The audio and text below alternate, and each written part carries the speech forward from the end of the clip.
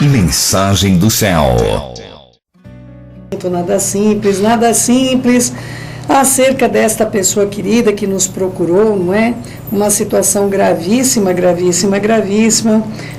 acerca de um filho que se encontra detido, infelizmente, por estupro, não é, querido meu, querida minha? Que situação terrível. Eu quero compartilhar também, aproveitando aqui o tema que nós vamos ter, que é um tema bastante complexo, acerca dos filhos dos últimos dias, não é? Isso foi profetizado e nós estamos vivendo essa geração, nós estamos vivendo o epílogo do tempo da graça, não é? Querido meu, querida minha, olha só que situação ontem, não é? Foi publicada essa notícia acerca de uma jovem de 13 anos, acredito, em Campinas. Uma moça de 16 foi até o lugar, nem estuda na mesma escola, no mesmo colégio, e foi até lá, espancou essa menina com uma tal gravidade que a menina ficaram 3 dentes no chão, não é? Ela teve várias fraturas cranianas, o pai está completamente indignado, não é? E assim, o limite da violência, queridos, eu tenho visto isso todos os dias, eu vejo isso no metrô, quando eu entro, a falta de cordialidade, não é?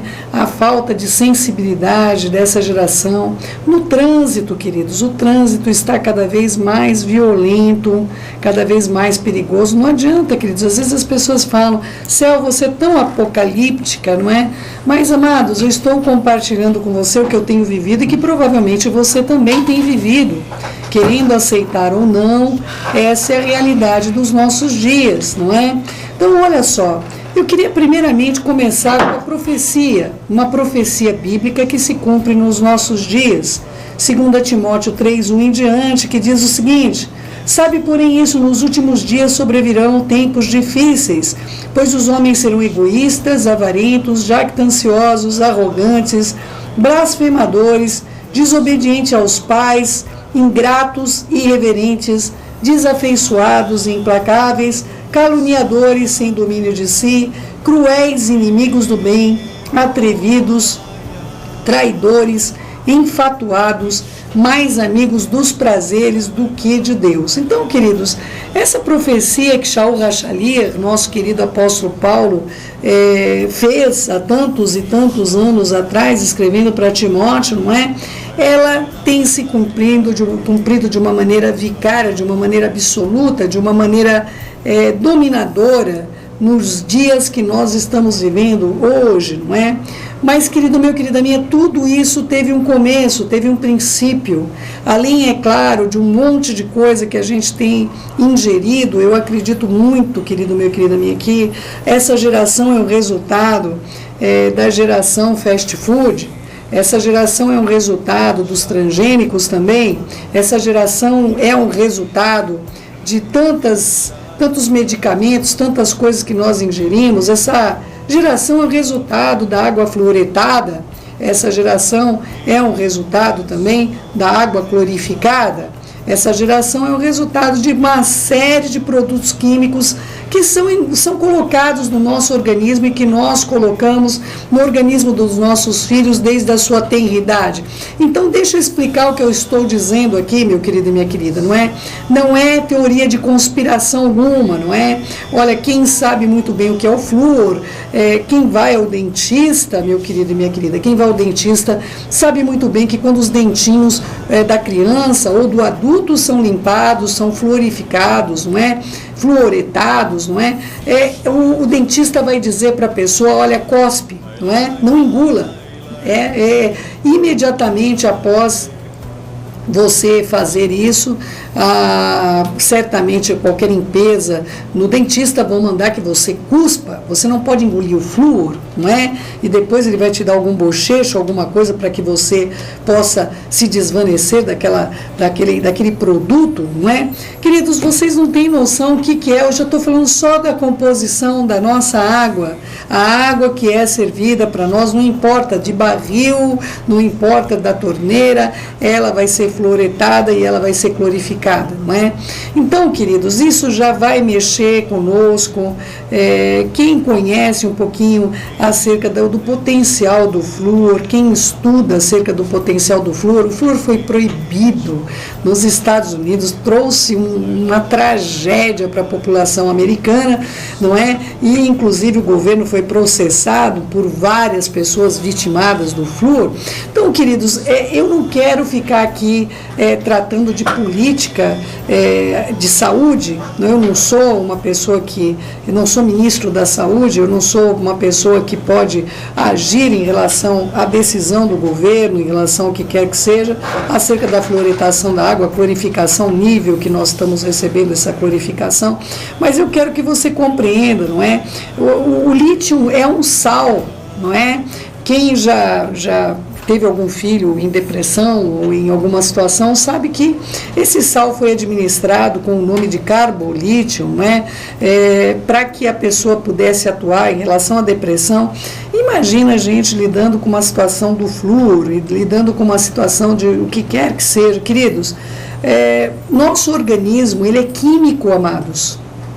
Não é? Nosso organismo, ele tem ações químicas. Imagina, nossos pais no jardim comeram de um fruto extremamente afrodisíaco, queridos, um fruto extremamente, eles não conseguiram se controlar na sua sexualidade, não é? Então, amados, imagine hoje em dia, imagina nossos idosos aí que estão tendo acesso ao Viagra, vamos supor, vamos usar como, eu acabei usando o nome da marca, mas tudo bem. Queridos, não era para idoso estar pegando HIV, não era para idoso estar pegando doença venérea, mas um produto químico que ingeriu, que foi para o corpo dessa pessoa, que não podia manter relações sexuais anteriormente, não é? Agora, uma pessoa que não tem idade, nem sabe o que está acontecendo nessa geração, ele está ativo sexualmente graças, ou eu não sei se eu poderia dizer graças, vamos dizer pagaças, não é? Pagaças ao remédio. E aí o que acontece? Ele vai de uma maneira que não sabe o que está acontecendo, anos que ele ficou sem manter relações sexuais, e vai estar adquirindo, na terceira idade, hoje nós temos um nível de HIV não tem noção do que está acontecendo, não tem noção do que mudou nos últimos anos em relação à sexualidade, não é? Então, queridos, eu quero que você compreenda que se nós comermos produtos transgênicos, nós damos produtos transgênicos para os nossos filhos, isso também vai requerer um preço, meus queridos. E a própria genética nossa, ela tem agido numa reorganização. Nós temos observado isso mundialmente, com o nascimento de albinos na África, com o nascimento de pessoas negras com crianças, filhos de olhos azuis. Nós temos visto um movimento em relação a uma reorganização genética mundial nesse tempo que nós estamos vivendo, que eu não vou tratar sobre isso, porque senão aí que vai dar um nó no pingo d'água e não é meu interesse. Então, meus amados, mexendo no nosso organismo químico, querido meu, querida minha, olha, pergunte para os seus avós se tinha câncer na época deles, meus amados. Não é possível que você não perceba que alterou alguma coisa. Como é que o câncer virou uma praga, não é? Nós estamos sujeitos a radiações, nós estamos sujeitos a energias hoje, de rádio, de ondas de baixa frequência e de alta frequência. Onde você estiver, você pode ligar um rádio e você vai ver quantas frequências estão atravessando esse momento o seu organismo. Onde você estiver, você pode ligar uma televisãozinha via celular e você vai ver quantas frequências estão atravessando neste momento, cortando o seu corpo, invadindo a sua estrutura. E essas coisas, meus amados, o celularzinho que você coloca no ouvidinho direito, não é? Vai fazer uma pesquisa acerca de câncer no cérebro do lado direito. Tá bom? Procura saber um pouquinho acerca do que é essas frequências, as alterações que essas frequências têm feito, interagido com o nosso organismo. Você que é inocente acerca dessas coisas, que dá o celularzinho lá para o filhinho de 5 anos, já está com o celular, não é? Amado meu, amada minha, ensine o seu filho então a usar fone, mas também cuidado, porque ele vai pôr a radiação no bolso, não é? Então, onde ele estiver com a radiação vai ocorrer ali naquela região, não é? Um dos tratamentos, a mesma radiação que contamina é a mesma radiação que descontamina, então você vai ter uma contaminação por rádio e você vai ter uma que? Radioterapia. Radioterapia, meu querido e minha querida, radioterapia o que é? Incidências de radiação, não é? É aquela radiação via uma máquina sobre o local onde está o câncer. Não é possível que você não entenda português. Se eu tenho uma radioterapia para matar o câncer, então eu tenho uma radioterapia que também estimula o câncer. A mesma coisa o raio-x, não é, queridos? O raio-x, não é? Nós não temos lá uma pessoa, ela não pode ser contaminada. Quem trabalha com essa área, se algum dos meus ouvintes são da área hospitalar, que atua com radiografias e todo conhece muito bem os perigos da profissão, eu não indico a ninguém trabalhar com isso, mas quem trabalha com essa área de radiação sabe muito bem do que eu estou dizendo, e a radiação pode sim causar o câncer, tanto que as pessoas quando vão tirar a radiografia, principalmente homens, têm de se usar a proteção, principalmente por causa do câncer de próstata, meus queridos. A mesma radiação que causa o câncer é a mesma radiação que vai ser usada de uma maneira inversa para curar o câncer, não é? E nós vamos ter também a quimioterapia, não é, meus queridos? Se eu tenho a quimioterapia, eu tenho produtos químicos que podem invadir a célula do câncer, porque a quimioterapia ou ela mata a pessoa que está com câncer, ou ela mata o câncer, depende de quem é mais forte. Viu, querido meu, querida minha? Você que não sabe dessas coisas deveria saber. Mas se existe uma quimioterapia, ou seja, um câncer que pode ser controlado por uma química inversa, sinal que uma química positiva pode ter causado câncer. Tudo bem, meus amados? Ficou bem clarinho para você o que está acontecendo na nossa geração? A nossa geração, ela recebe bombardeio cotidiano de ondas de rádio, bombardeio de ondas solares, que nós estamos com ejeções de classe X, de classe gama, ejeções de classe dos UVs que estão vindo aí causando câncer de pele adoidado, não é, meus queridos? Nós estamos com um contexto ambiental totalmente machucado, ferido e doente. Nós estamos com um contexto de poluição totalmente intransponível. Queridos, o rei está voltando, não tem outro que vai dar jeito nisso aqui. Ficou claro para você? Essa geração é resultado de tudo isso, e além de tudo de uma organização genética, ou seja, a nossa genética ela tem de geração em geração se organizado. Um dia a genética humana se organizou ao ponto do Messias poder vir. Essa genética está se organizando ao ponto do anti-Messias poder vir, não é? Então, querido meu, querida minha, espero que você possa compreender que tudo isso é sinal dos tempos, como está em 2 Timóteo 3, versículo 1 em diante. Leia com carinho, leia em casa, leia com atenção. Isso é resultado de coisas espirituais, mas também físicas, meus amados, também físicas, tá bom, querido meu, querida minha? A quantidade de hormônios que nós ingerimos por meio de carnes hoje, queridos, não é? Existem carnes no nosso país que possuem hormônios em torno de mais de 150 tipos de hormônios proibidos em toda a Europa, não é? Para que eles fazem isso, céu? Querido meu, querida minha, você acha honestamente que o frango tem aquele peito daquele tamanho, meus amados? Você acha? Você acha que o boi fica tão magrinho, não é? Filé mignon, não é? Você acha que o boi vai ficar mignon para você se o boi não comer essa quantidade, não ingerir essa quantidade de hormônios, não é? Você acha honestamente que a vaca vai conseguir dar aquela quantidade de leite que ela está dando se ela não receber uma quantidade de hormônio considerável?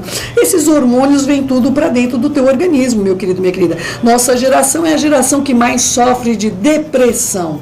Nossa geração é uma geração intoxicada, meus queridos. Intoxicadas. Isso de norte a sul do nosso país, independente da cultura. Eu observei isso, mas é um fenômeno mundial. É um fenômeno mundial.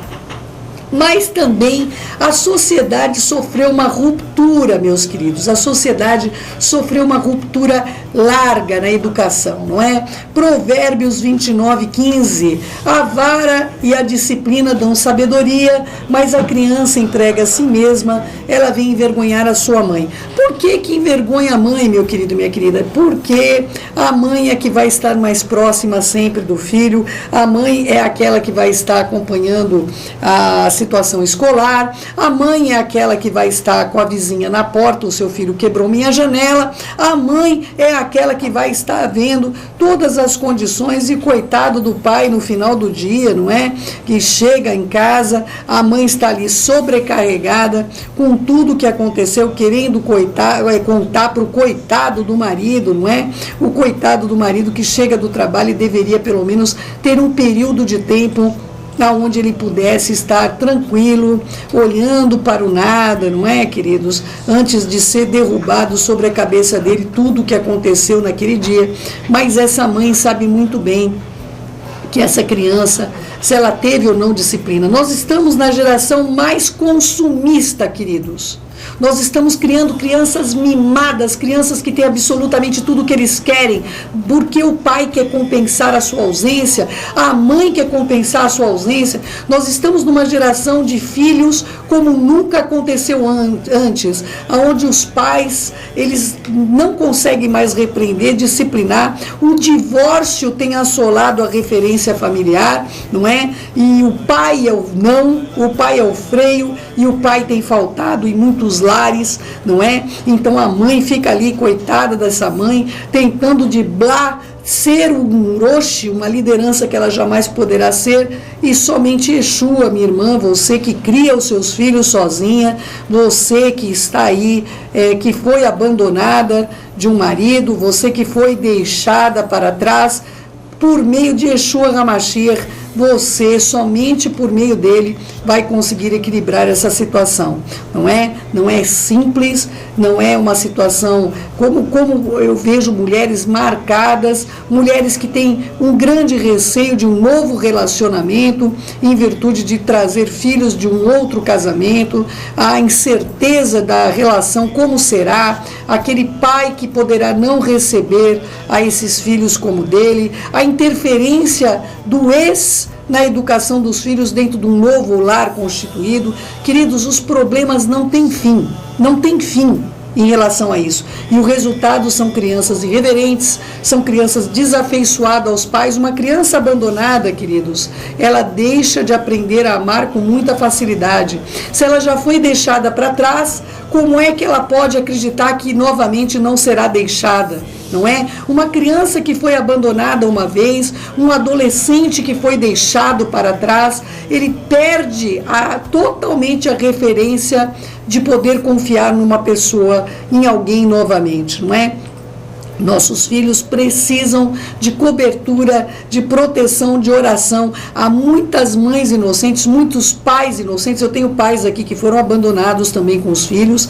Há muitos pais inocentes que, para suportarem o que vem nessa educação solitária e com a interferência talvez de um ex-cônjuge que vai estar ali justamente atrapalhando, sendo um mau exemplo, sendo um mau observador das coisas, principalmente quando o deixado para trás é um crente, não é? Então, querido meu, querida minha, é muito mais fácil o filho escolher: eu quero ir para a casa do pai que não serve a Torá, não serve a Yeshua, não obtém os mandamentos como sua referência de vida, não é? Ou quero ir com a minha mãe, eu quero ir com a minha mãe para a balada, eu quero ir com a minha mãe para os lugares que ela vai, eu quero ir com a minha mãe. Queridos, os casos não tem fim, não tem fim. Eu tenho um caso aqui, a mulher deixada para trás, ali na relação, acabou constituindo aí, não sei nem como dizer isso, não é, com uma outra mulher, e o filho agora se tornou também igualmente homossexual, e assim, o negócio não tem fim. O pai não sabe, não é, o pai não sabe de nada, o pai pensa que a mãe mora com uma amiga, e o filho mantém em segredo absoluto do pai a situação da sua sexualidade, uma vez que o pai é o fornecedor dos recursos, da provisão para que ele subsista. Então, queridos, o mundo está de ponta cabeça. O mundo está de ponta cabeça, não é? Se nós não vermos a crise social que nós estamos envoltos, nós vamos certamente dizer que nós chegamos aqui por acaso e que nós somos vítimas sociais. Nós não somos vítimas.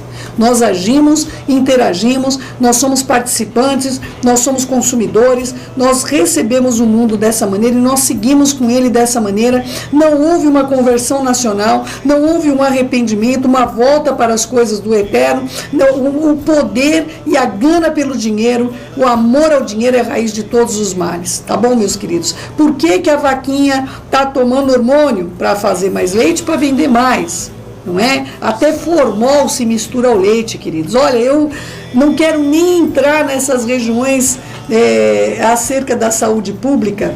Vou sair desse contexto para não trazer indignação ao meu coração e deixar aqui de ministrar.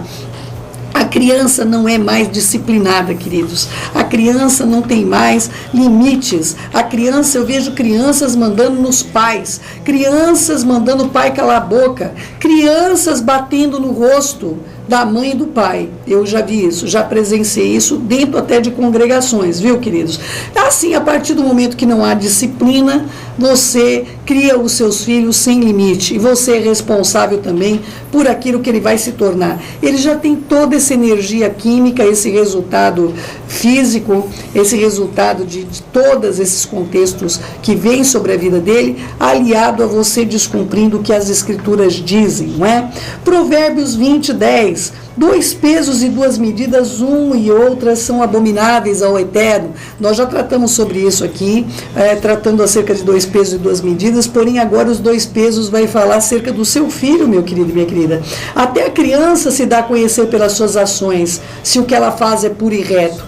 Então, meus queridos, por que você tem 2 pesos? Se fosse o filho do outro que caísse no chão se estrambelhando, não é? Você ia ficar indignado. Mas quando é o seu filho que faz isso, você tolera muito bem e acha que todo mundo que convive com você tem que tolerar também, não é? Tem que tolerar também.